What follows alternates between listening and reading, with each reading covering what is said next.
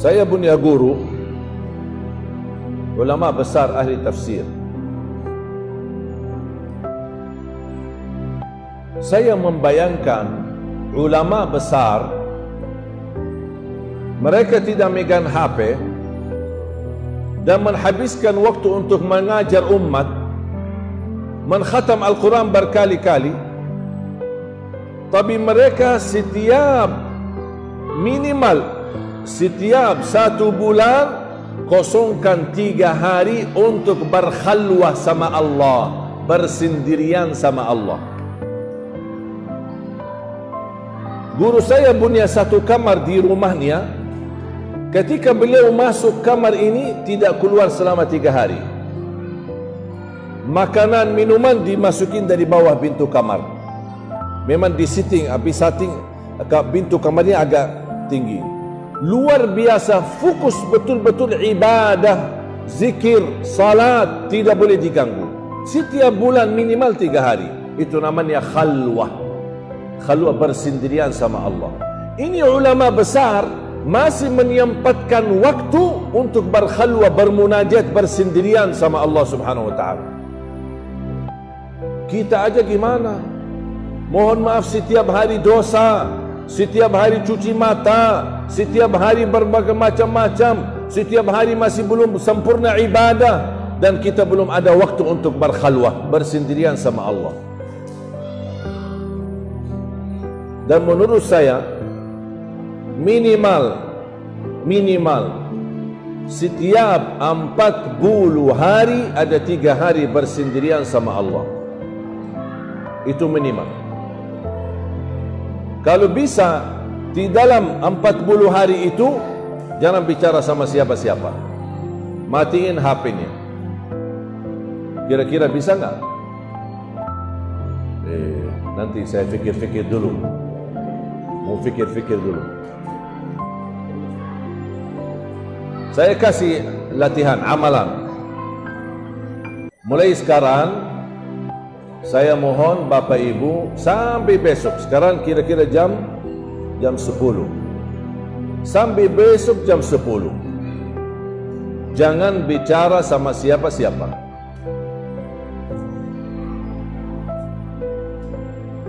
Jangan bicara sama siapa-siapa. Terus ngapain? Zikir. Salat, zikir, Quran. Salat, zikir, Quran. Salat, zikir, Quran. Ada orang salam, waalaikumsalam, subhanallah. Apa kabar? Bagus. Tak usah mulai bicara. Jangan mulai berbicara, terutama ibu-ibu. Karena mohon maaf, ibu-ibu belum bisa tahan ini. Bahaya ini.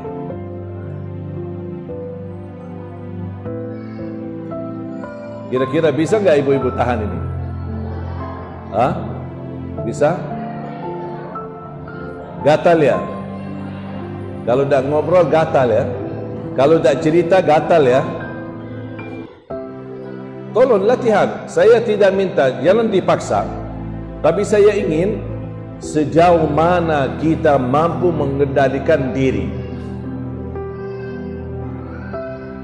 1 hari. Jangan bicara sama siapa-siapa. Hanya yang keluar dari mulut kita yang baik. Zikir, istighfar, salawat. Zikir, istighfar, salawat. Ibadah Quran, salat. Ibadah Quran, salat. 1 hari aja. Kalau ada orang memulai berbicara, tak apa-apa kita jawab, supaya tidak dianggap sombong. Tapi kalau tidak ada yang mulai bicara, jangan kita mulai berbicara. Latihan, amalan, coba sejauh mana kita bisa. Mungkin ibu-ibu sudah tahu bisa tahan 1 jam atau cuma 10 menit. Coba, tak apa-apa, kan ini kan namanya amalan. Wallahi Bapak Ibu, kalau kita mampu lebih banyak diam daripada berbicara, apalagi bicara dunia, tapi kita gantikan bicara zikir, istighfar, salawat, ibadah, Quran, salat, wallahi akan Allah turunkan ketenangan di hati yang luar biasa. Dan apa yang saya bicarakan sekarang, silahkan Bapak Ibu coba. Kalau tidak merasa tenang, berarti saya bohong. Tapi itu syaratnya. Jangan mulai berbicara. Di dalam rumah, jangan mulai berbicara.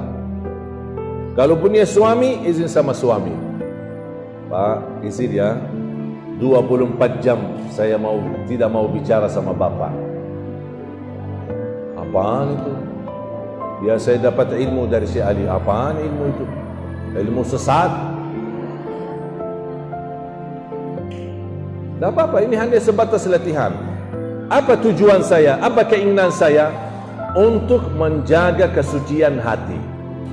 Karena salah satu yang merusak hati adalah lidah. Bicara sembarangan, bicara bebas, titik hitam, titik hitam, titik hitam, apalagi bicara gosip, bicara ghibah, bicara fitnah, bicara urusan orang, tambah titik hitam, lama kelamaan hati kita jadi hitam. Baca Quran tidak nikmat, salat tidak khusyuk, doa kau tidak bisa nangis, zikir tidak bisa tersentuh. Kenapa? Karena hatinya sudah tertutup, terlalu bebas berbicara. Orang dahulu bicara mubah, mereka hati-hati. Bicara mubah, mereka hati-hati. Bukan bicara haram. Kita mohon maaf, bicara haram aja bebas. Bicara urusan orang lain, ini orang datang, ini orang pergi. Ini lihat tetangga kami kemarin cerai, tetangga kami nikah lagi, kasihan istrinya, jadi bahan cerita. Apa urusan kita sama orang? Allah dah bakal tanya di hari kiamat, gimana urusan dosa tetanggamu atau urusan keluarga tetanggamu? Yang ditanya oleh Allah urusan kita.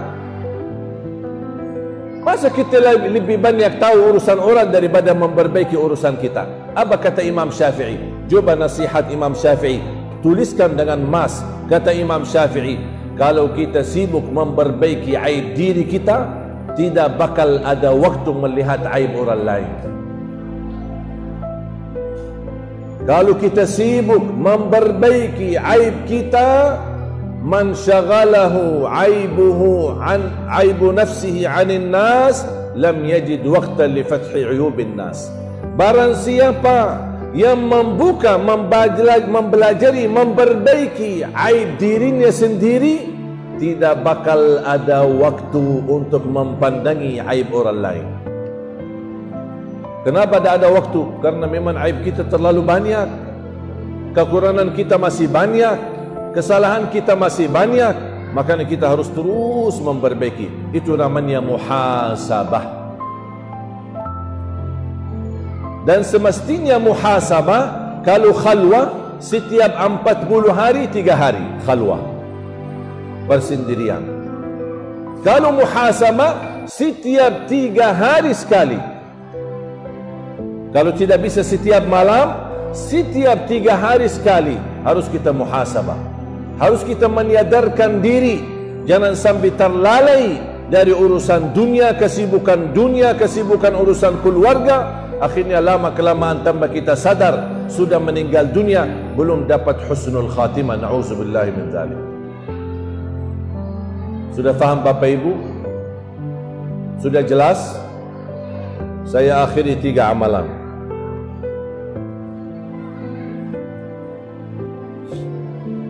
Amalan yang pertama yang sudah saya sampaikan tadi.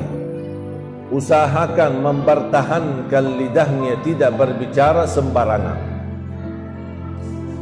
Kalau bisa, jangan mulai berbicara. Kalau ada yang berbicara sama kita, boleh kita jawab. Tapi kalau ada orang yang tanya tentang urusan orang lain, kita jawab, mohon maaf, saya tidak tahu urusan orang lain. Itu aja. Saya pernah ketemu seorang ibu, dia bilang, alhamdulillah, saya tidak pernah membicarain orang lain. Tapi ibu pasti suka dengar cerita. Ya, kadang-kadang ini tetangga yang datang gitu, gimana? Saya tidak suka bicarain orang, tapi datang tetangga, bu ada cerita, ya apa cerita baru ya? Suka dengar ya. Sama yang berbicara sama yang mendengar sama dosanya. Yang berbicara gosip sama mendengar gosip sama dosanya. Saya didatangin orang ke rumah, mau silaturahim. Begitu dia mulai, Syekh saya ingin curhat. Ya silahkan.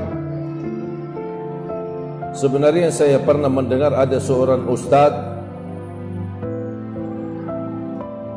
suka menjelekkan dan suka menyebut kata-kata yang tidak baik terhadap Syekh Ali Jabir. Dan saya ingin kasih tahu ustaz supaya ustaz hati-hati. Saya bilang stop.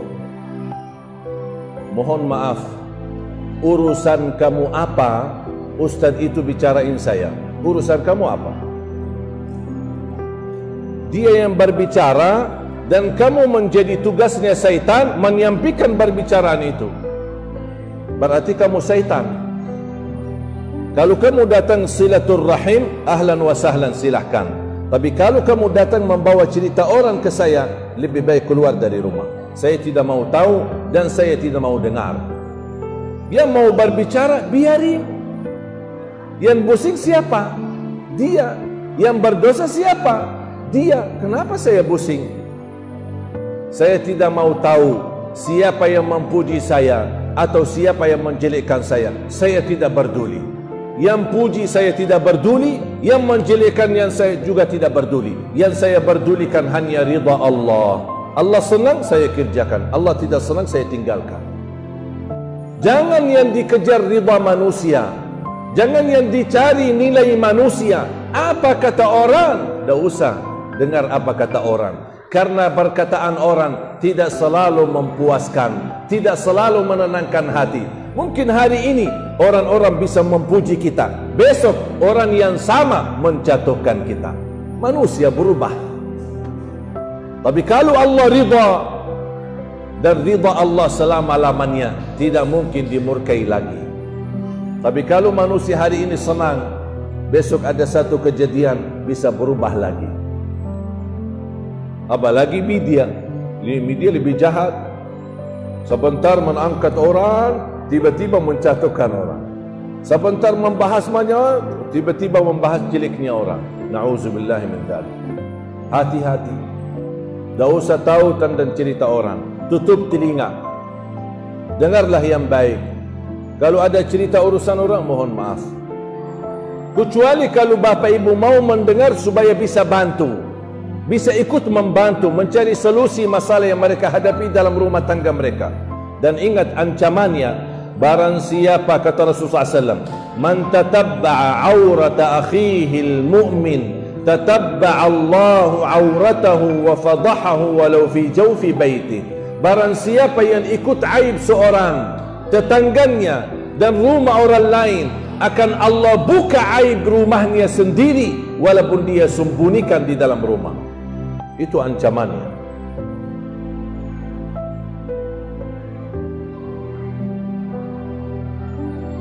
Kalau kadang-kadang pulang ke rumah, istri saya suka mencerita, ini ada cerita kejadian begini begitu sama teman-temannya, sahabat-sahabatnya.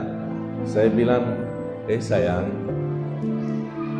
boleh enggak tak usah saya tahu, tak usah saya dengar. Urusan kamu sama teman-teman kamu, biar urusan kamu aja deh. Saya tidak mau dengar.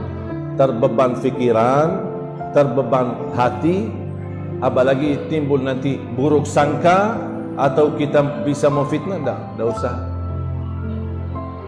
Ada siapapun yang menjelekkan kamu, sabar, maafkan sajalah, tak usah pusing.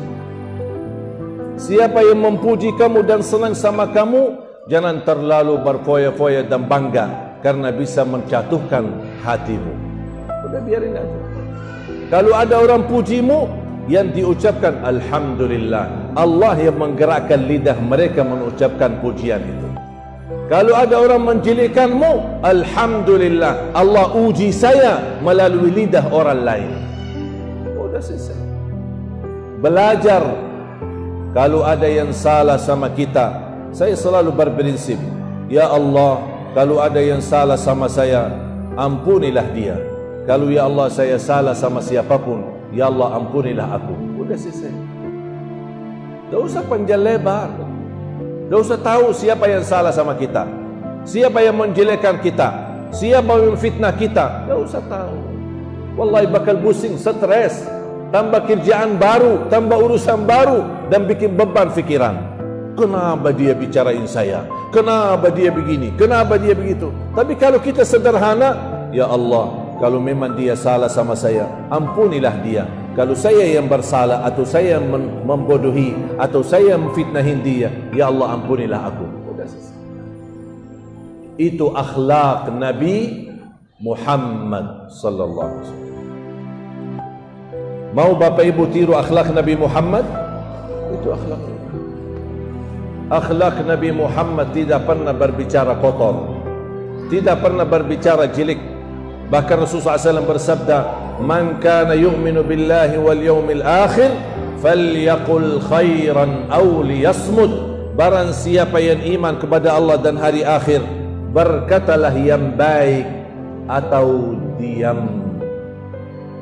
Dan mohon maaf, gara-gara pengaruh lingkungan, lebih baik diam daripada berbicara. Siap? Faham? Amalan yang kedua, jangan lewat sehari, khususnya habis salat fardu, dan ketika mau tidur, jangan tinggalkan ayat kursi. Hafalkan ayat kursi. Setiap habis salat dan saat mau tidur, selalu jaga ayat kursi. Kenapa? Iman ada pahala besar? Ada pahala besar.